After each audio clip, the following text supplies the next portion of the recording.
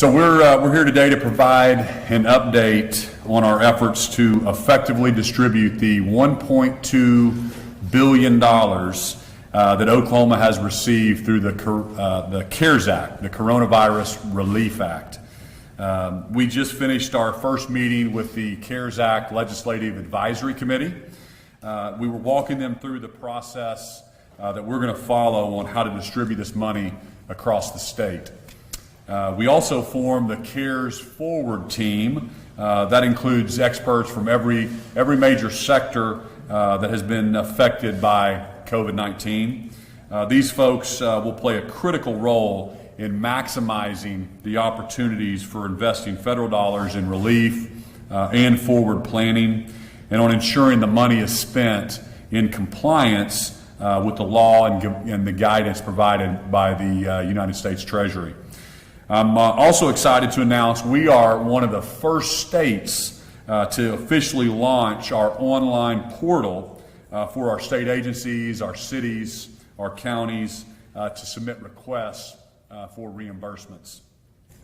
This platform will also allow us to effectively and transparently process reimbursement requests and get help to communities in need of financial relief for any COVID-19 related expenses. Right now, we are asking all cities and counties who have COVID-19 related expenses to set up an account so they can submit reimbursement requests and carefully review the guidance from the U.S. Treasury. To be eligible, these expenses must be caused by COVID-19. They must have occurred between March 1st of this year and December 30th and cannot have been in the budget as of the end of March. Our goal is to formally begin processing these requests by June 1st. Our mission is to maximize all federal dollars available during this unprecedented time and to ensure this money is spent with integrity on COVID-19 related expenses, emergencies, and pandemic preparedness. The members of our federal delegation have worked tirelessly to get these funds across the finish line, and I want to personally thank our federal delegation for all their hard work that they're doing for the state of Oklahoma in Washington, D.C. on behalf of the citizens of our state. Congress awarded this money to the states with the expectation that governors would work with local communities to ensure these dollars were distributed quickly and on target. And I would like to thank the Oklahoma Municipal League and the Association of County Commissioners of Oklahoma, who have been coordinating and maintaining a list of reimbursement requests so that we can be prepared for rapid coordination and payment as soon as possible. I'd also like to thank our mayors, our city managers, our city councils, all the county commissioners across the state who we've been working with as a team. They've been working really hard to support their local communities. I've actually got a couple of them up here with me today, so I'd like to turn it over, and I've asked the mayor of Lawton, Oklahoma, Stan Booker, to give some comments from a municipality standpoint. So, Mayor, we'd like to have you come up here and share with us. All right. Thank you, Governor. Thank you very much, Governor. And it's an honor to be here today. And we appreciate the partnership that we have with the state governor and the good communication that we have as well. That's always appreciated as we work towards putting the infrastructure in place for the CARES Act, making it efficient and accountable. Today we met with the governor and spoke with members of his team about the COVID-19 and the impact on communities and our ability to deliver core services. Probably some of the biggest examples of expenses that we've had has been an increase in overtime related to first responders as well as the expenses for PPE. But another big element in our ability to deliver those core services, especially associated with public safety and health, is the disruption of the retail industry where we'll receive less sales tax income going forward and the uncertainties associated with that. We also spoke about the state's timeline for processing the CARES Act reimbursements, and I've seen the website and it looks very user-friendly, and I appreciate that. The state has said that they're committed to reviewing our requests and getting funding deployed as quickly as possible, and I can tell you my experience with this, Governor, is things move fast, and I appreciate that, Governor. We're not out of the woods on this COVID-19 thing yet, and it's important that we continue to do the things like wash our hands, that businesses continue to sanitize often and leave the safety protocols in place that have been put in there by the governor and by the municipalities. Another thing is that social distancing thing is very important. And I have to believe that the success that we've had in changing behavior has really made a difference. And I think the chart that I look at most often is on hospitalizations in the state, and they just continue to decline, and we continue to show the rest of the nation how to do it right here in Oklahoma. This virus will continue in our communities, and I look forward to working, the city of Lawton looks forward to working with the state through the governor concerning new testing methods that will be brought forward, and even in Comanche County, and our hospital is working in a Mayo Clinic trial as we work for new ways to understand plasma therapy. And we're excited about that, being involved with that Mayo Clinic trial. So Governor, thank you for having us here today. Thank you for all you've done. Thank you for your leadership at this crucial time in our state's history. And with that, I'm going to turn it over to Cleveland County Commissioner Rod Cleveland. Thank you, Governor, for having me here today, and the work that you do with county commissioners. You've done that. One thing that I want to let you guys know, Cleveland County has been one of the hardest hits of all the counties. I guess now we just fell behind Texas County, which I never thought we'd ever fall behind Texas County at anything. But anyway, I appreciate everything that you've done. We are in Cleveland County. We are actually on the uptrend now on our cases of recovery. We're almost to 90% of recovery. We only had 2 additional cases today. So we are coming back, and it's been the help of the citizens of Cleveland County, and also with the governor's office and their work. One thing I would also like to thank is the county commissioners. We do run the courthouse, and with partnership with the Supreme Court, the state Supreme Court has done a very good job making sure that all the district courts have been safe, and people that have to either be there for court for good reasons or bad reasons, they've been we've done everything we could to be safe across the state. But I'd like to thank the governor and his office and his staff has worked very closely with county commissioners and the County Commissioner Association in rolling out the federal money that is available at the state for the local governments, and I appreciate that greatly. And for all my colleagues in the cities and the counties, you were sent a letter from the governor and Mr. Mazie that was explaining the portal and how to get logged in and how to get an account set up. That is very important that we go ahead and get that done, and we start getting that populated with reimbursement requests, so that way we know what we're going to be spending and what is the need is out there. So I appreciate it, Governor. Thank you, Commissioner Cleveland. Really appreciate it. Love your county. As you know, I grew up in Cleveland County, Norman Tiger. And thank you, Mayor. We love Lawton as well. You're doing a great job down there with your community. And the state of Oklahoma is here to support all of our county commissioners, our municipalities, our mayors, to effectively get these dollars out as quickly as possible. I also want Oklahomans to know that my administration remains committed to strong transparency and accountability in the distribution of all of these CARES Act funds. This past week, we launched a new page on Oklahoma's online checkbook where we will post the latest distributions each day. I'm so proud of our digital transformation team, all those folks that work in that department. When I took office, our old checkbook online was ranked 47th in transparency, and due to the new technology and the stand-up of our online checkbook, we're now ranked number 5th in the nation, which is top 10, which I'm so proud of that team. But our team is also still working to make it more user-friendly, and we'll expand access to the data, which will include information on how money is being distributed and utilized by the local government. So I'm trying to make that very transparent for Oklahomans. You can go look at this by visiting the checkbook.ok.gov. I've said all along that my first priority was to protect the health and lives of Oklahomans. Number 2 was to mitigate the impacts to Oklahoma's economy and get Oklahomans safely back to work as quickly as possible. I'm so proud of the sacrifice that Oklahomans have done. They've done a fantastic job with this, and the commissioner just kind of gave some of the stats there in Cleveland County.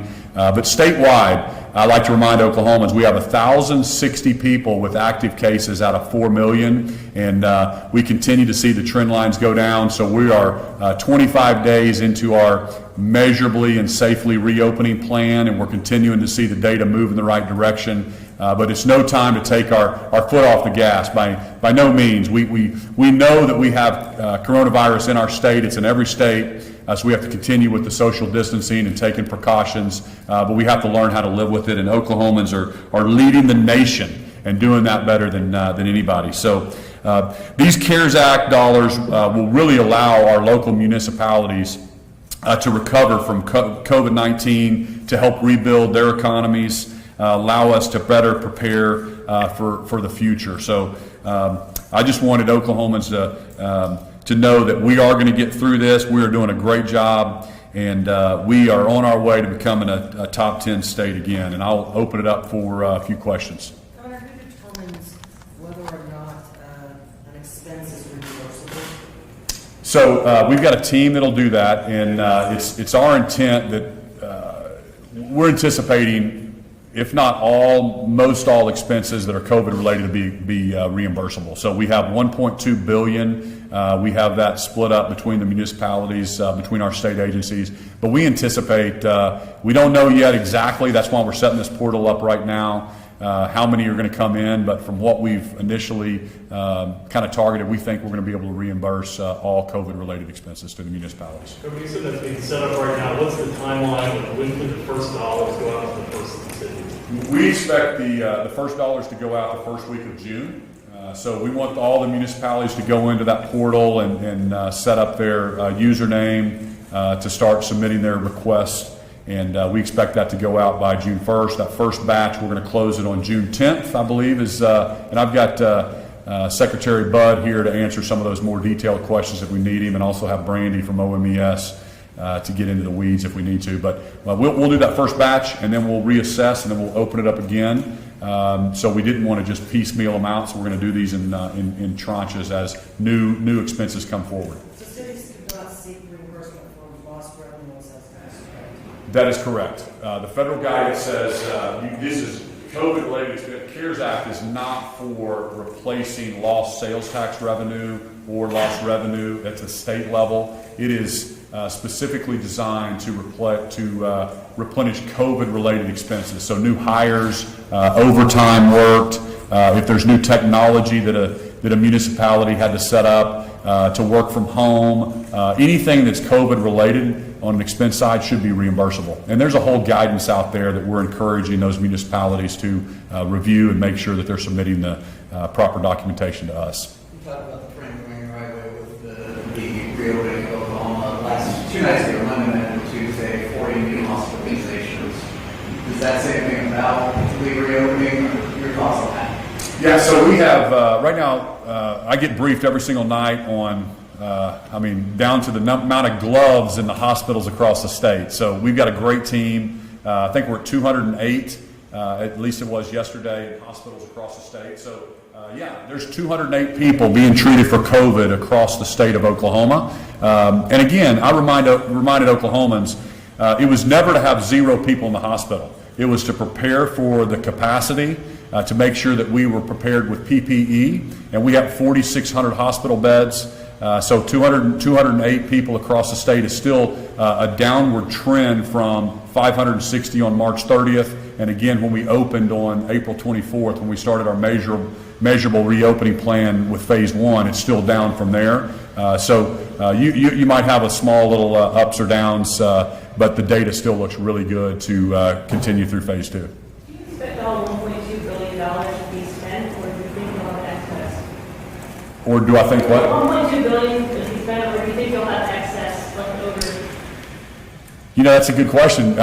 We hope we can find a way to get the $1.2 billion here in the state of Oklahoma. I've addressed it with every single state agency. We've had meetings with our CFOs at all the different state agencies to make sure that they are thinking through every COVID-related expense. And we've been having meetings with the municipalities, the county commissioners, but we just don't know yet what that looks like till we start getting some input and some actual dollars in and some expense things from the different departments. I know the health department has only spent, I think, 2 or 3% of our money, and that was a major department. So we think the $1.2 billion is going to be able to meet all of our municipalities' needs and the state agency costs to fight COVID. Can you talk about the immediate grant for the Business Expressway on 121? Yes, so we're really excited. You probably saw President Trump tweeted today, congratulating Tulsa on the TIFIA grant for $120 million. That's something we've worked on for a long time, and we cut the ribbon on that Gilcrest Expressway. It's on the western side of Tulsa. That'll be great for that community, and it was a public-private partnership that ODOT and Secretary Gatz have been working on for some time, and it's something that Gatz worked on with the federal delegation, and we got that across the finish line here for Oklahoma. Governor, I think that you're always popular in terms of trying to have positive employee morale, and I think some people who've worked in health care for a long time and who've been there would say that the building over there isn't necessarily quite as the best asset of the state. There are a couple bills being in session to look at purchasing a new office building, potentially moving state agencies. Have you been included in on that? Are you part of those discussions? Do you have any guidance on where those discussions stand? Yeah, one thing I've learned since I've been here as governor is the government's not very good at taking care of buildings. So there's a great opportunity in infrastructure around the state of Oklahoma. So we've got a team that we stood up, and some of my team, we wanted to look holistically at our all of our assets, because we had 33,000 Oklahomans working from home in state government over the last couple months. So we think there's a lot of opportunity right now to re-look at how many leases we need, to consolidate some of those spaces, to get rid of some of those buildings that might need some significant capital improvements, to move agencies together. I know we authorized the CLO. We authorized them to go from 3% of their percentage of the corpus that they can use for commercial real estate to 5% this year. So that was something we got across the finish line. So I look to see the CLO to continue to invest in commercial buildings, which will allow some of those old dilapidated buildings and those agencies to move into some of the more modern. Then we can sell some of those assets. So there's a big plan there that John Budd and his team, my COO, are working on to really restructure and look at how we how we have to have office space for our state employees, and I think over the next couple of years you'll see some nice improvements there. Governor, evictions started again this week across the state. In Oklahoma County alone, there's hundreds of them pending. I guess, A, do you have any interest in using the health emergency powers to suspend evictions for any longer? And B, if not, any message to Oklahomans who feel like this is too early to start processing evictions? Well, good question. That's really a judicial issue that we haven't weighed in on, and ultimately I've told our banking departments and told Oklahomans we need to be really cautious at this time when so many people are out of work, and on who you just do a lot of give people the benefit of the doubt, and I think Oklahomans as a general rule do that very, very well. So I'm not concerned about Oklahomans taking advantage of it, but this is not landlords, landlords might be just one person has a duplex. They own a duplex and they've got to pay their rent as well. And so that's not something that my administration is weighing in, especially as our state has safely started to reopen and we've got, trying to get folks back to work.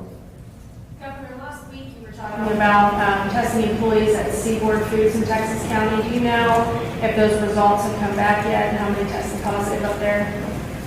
I do not know. I should get the briefing tonight when I go to the MAC Center. I'll find that out on the testing, exactly how many of those came back positive. But as you know, we sent our health department up there. We wanted to test all 2,000 employees at Seaboard. And we also set up some temporary housing because one of the problems we had out there in those processing plants, I think there's 32 different languages spoke in the processing plant. The communal living that some of the folks are living in are really more the reason that we've had the outbreak there than actually the precautions we've taken in the plants.